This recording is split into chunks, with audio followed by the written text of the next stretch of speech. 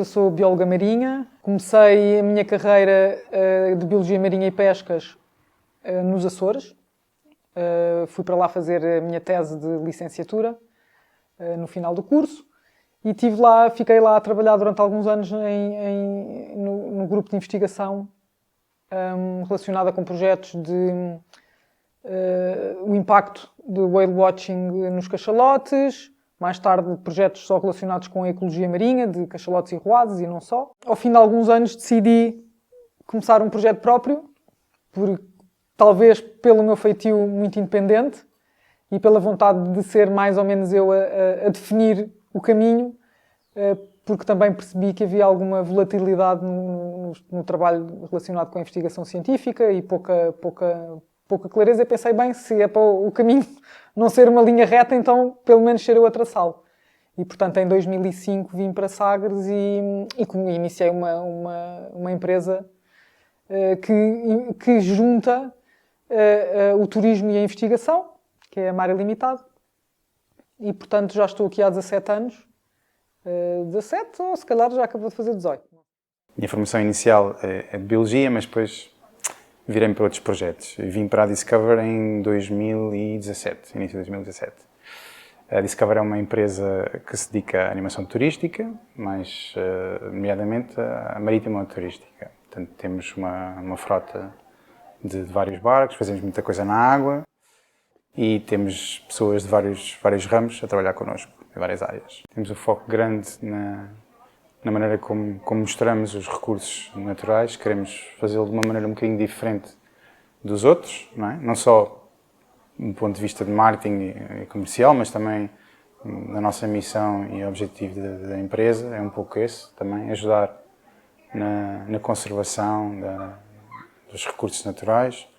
Temos algumas parcerias com associações que se preocupam com isso, como por exemplo a 1% for the Planet, trabalhamos com eles e mais algumas que ajudam a própria empresa a comunicar essa ideia. Sou empregadora já há 17 anos e já tive inúmeras pessoas, dezenas de pessoas a trabalhar na empresa nas diferentes funções. Já tivemos também algumas flutuações em termos de número de pessoas a trabalhar na empresa. No início éramos só 3 e era um período muito curto. E depois, à medida que a empresa foi evoluindo e começámos, portanto, durante 4 ou 5 anos tínhamos só uma embarcação, depois já conseguimos adquirir uma segunda embarcação. Sagres, entretanto, também foi crescendo, que é o local onde temos a empresa. E, portanto, também fomos adaptando a dimensão da empresa à procura e também um bocado aos nossos objetivos. Portanto, já chegámos a ter quase 15 pessoas a trabalhar connosco, numa só época. Recentemente, estamos apenas de forma permanente, neste momento, eu e o meu sócio. Por enquanto, as restantes contratações são sazonais. A empresa, mais ou menos no verão, no pico, deve ter entre 25 a 30 trabalhadores. E depois, diria a tempo inteiro, entre 8 a 9 trabalhadores, a base anual. Uma empresa pequena como a nossa, é muito importante as pessoas serem multitasking, porque nós não temos propriamente uma secção de secretariado, de recursos humanos, de contabilidade, guias. Portanto, nós, no fundo, somos quase todos multitasking, porque não conseguimos ter apenas aquela tarefa e não fazer mais nada. E também por uma questão de monotonia, por exemplo, os meus guias nunca fazem só o papel de guia. Normalmente rodamos, ou vamos, para não ser muito cansativo passar o dia inteiro no mar, vamos alternando entre estar aqui na loja e receber pessoas e fazer o atendimento, e as pessoas que atendemos são as pessoas que nós vamos levar na viagem seguinte para o mar. Mas depois dessa viagem ficamos também em terra e, portanto, fica mais fácil e menos monótono para não ser tão cansativo, porque é por vezes muito difícil passar o dia inteiro no mar. E, portanto, dependendo das funções de cada posição, uma das coisas que é bastante valorizada, pelo menos nos guias, é esta flexibilidade. Me dá um bocado a ideia de que quanto mais elevada for a formação, mais oportunidades haverá. Mas, na verdade, eu tenho já tive pessoas sem o 12º ano, já tive pessoas com o 12º ano, por exemplo, skippers que não tinham formação superior. Já tive pescadores, pessoas com formação profissional, também já tive. Também já tivemos um pescador que também tinha feito, talvez não terminada, já não me recordo, a sua formação na Escola Naval. E isso normalmente é para as funções mais de marinharia, de mar, portanto, os meus skippers, os condutores dos barcos. Eu diria que, sem dúvida, a humildade.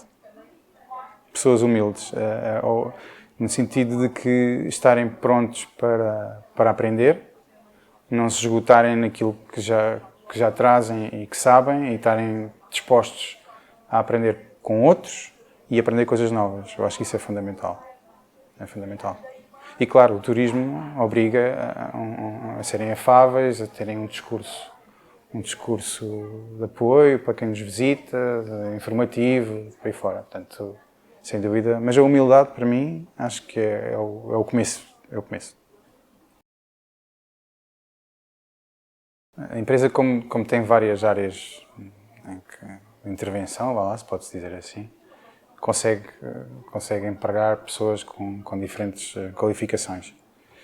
No entanto, o base, ou onde nós recrutamos mais, é sempre para os nossos barcos, e aí as coisas são um bocadinho complicadas, porque a formação profissional em Portugal nessa área ainda está um pouco vaga, não é clara, não é objetiva, e acabamos por sofrer um bocadinho com isso. Acabamos sempre nós a dar formação dentro da empresa, apesar das pessoas já terem algumas qualificações, não têm o know-how que nós precisamos, portanto acabamos por ter que os treinar durante algum tempo e muitas vezes, quando já estão preparados, depois infelizmente saem. Mas isso, pronto, são dores que também são comuns a outros ramos, não é? Mas pronto, é um desafio nesta área recrutar, sem dúvida. No turismo em geral, mas nesta área é difícil. É difícil porque há muitas valências que a pessoa tem que ter para ser igual ao instrumento, entre aspas, que nós precisamos. Não é fácil, não é fácil. Mais recentemente sinto ou observo que existe uma grande mudança, diria bastante vertiginosa, no perfil dos jovens trabalhadores. Pronto. Uma vez que Sagres também não é o sítio, não será talvez um sítio tão atrativo em termos sociais, em termos de clima até em determinada altura, e por ser uma vila muito pequena, traz algumas dificuldades acrescidas ao recrutamento.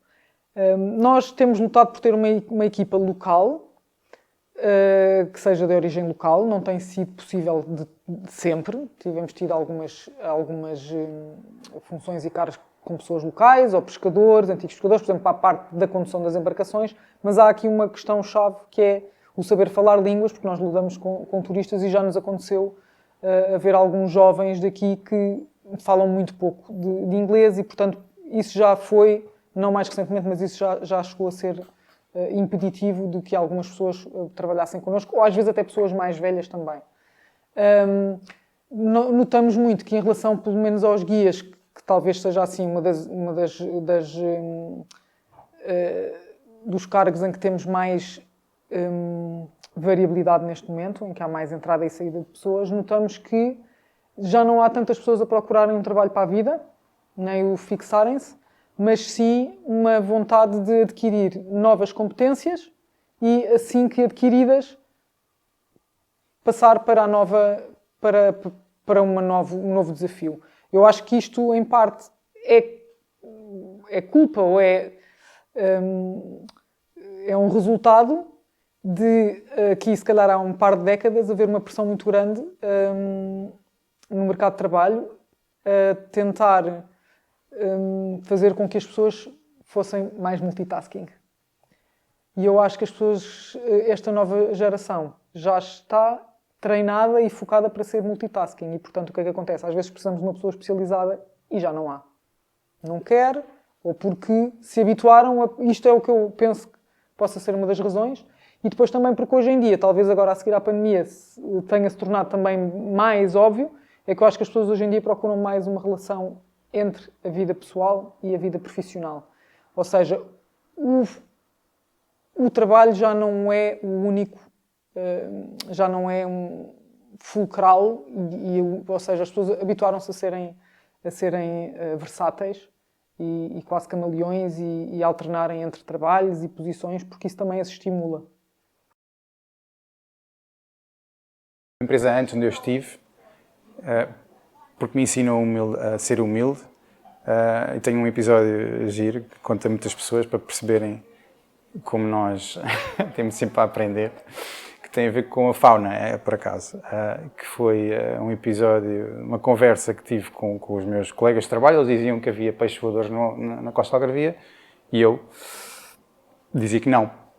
Pronto, que estas águas não havia de certeza, que eles estavam a gozar comigo e por aí fora. E então existem dois momentos que vêm exatamente confirmar a existência do peixe. Um momento inicial, mas isso foi uma paródia. Eu estava a limpar o barco e na cozinha, depois o salão, saí por uns momentos e quando voltei outra vez à cozinha estava um peixe aos saltos dentro do lavatório, um robalo. E estava a vigia do barco aberta e eu, este gajo saltou da água pela vigia e acertou no lavatório. Eu fui correr, dizer ao mestre do barco, que ele olhou para mim e começou-se a rir à gargalhada. Esse foi o primeiro capítulo. O seguinte capítulo foi encontrar o peixe voador mesmo. Fazer um passeio normal, barco cheio, de repente salta um tipo da água, um peixe voador, e zau, começa a voar ali, sei lá, metros e metros e metros, com as asinhas assim para o barco, e eles todos olharem para mim, assim com a carinha, a gozarem ainda mais, e eu, cabeça para baixo, e o peixe, pronto, vai-se embora, e a partir daí foi a minha alcunha foi o Fly, pronto, e todos os dias eles faziam questão de me lembrar. Humildade, acima de tudo, acho que a humildade é fundamental. Acho que é o início. Uma delas, por exemplo, foi, infelizmente, chegarmos a um avistamento de orcas, onde já vários barcos tinham estado antes, e ninguém achar estranho o animal estar sempre exatamente no mesmo sítio. E, portanto, já lá tinham ido vários barcos e já se tinham ido embora, e não se aperceberam que a cria estava presa numa linha de pesca. Aqui foi fundamental a colega que estava no barco da nossa equipa ser bióloga e estar desperta para o que é diferente, porque para sermos biólogos e quando estamos relacionados com a investigação nós temos que ser curiosos e estar sempre a observar tudo aquilo que parece um bocadinho fora do comum. E já não é o primeiro nem o segundo, já salvámos bastantes animais e essa talvez seja das coisas mais marcantes para mim na empresa, porque quando mais vezes me perguntam então, mas tu não tens um impacto? Temos um impacto, que às vezes é negativo, sim, mas também acho que posso dizer que o já termos salvo, se não me engano, 5 animais de morrer afogados, estamos a falar de 5 animais, só isso já valeu a pena todas as vezes que a gente anda lá fora e que eventualmente, por vezes, com certeza que também lhes provoca intrusão e incómodo.